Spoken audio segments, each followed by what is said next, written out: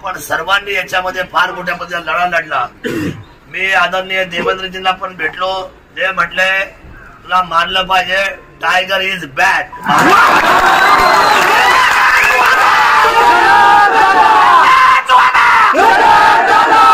Tiger is back म्हटल्यानंतर माझी छाती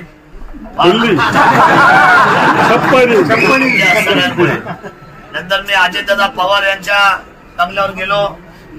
अजितदादा म्हटले तू जिल्ह्यामध्ये पाठीमागून पुढे आलास, मला कधी वाटलं नव्हतं का ही सीट अपक्ष निवडून काढशील। तू महायुती आणि महाआघाडी याच्या मधला रस्ता काढलास, आपण एकत्र काम करूया असं आदरणीय अजितदादा पवार तुला। त्यामुळे मी तमाम शिवभक्तांना धन्यवाद व्यक्त करतो। तुम्ही आज स्वतः, मी ज्यावेळेला मुंबईला आलो 2 दिवसापूर्वी, मला सरकारने हेलिकॉप्टर पाठवलं। मी एक साधा माणूस, पायामध्ये चप्पल नाही, दिवस रात्र दऱ्याखोऱ्यामध्ये हिंडलो, तुम्ही मला साथ दिली आणि त्याची दखल सरकारने घेतलेली आहे।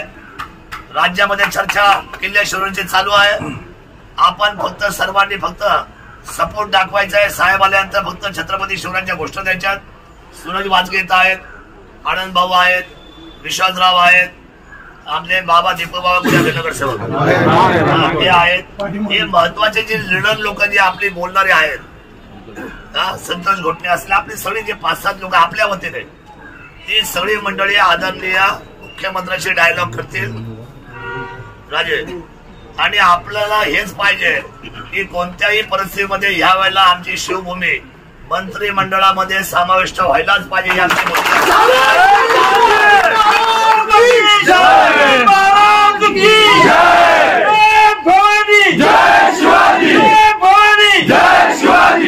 या राजाने अखंड हिंदुस्थानाचं नेतृत्व केलं, या राजाच्या भूमीला मंत्रिमंडळामध्ये स्थान हे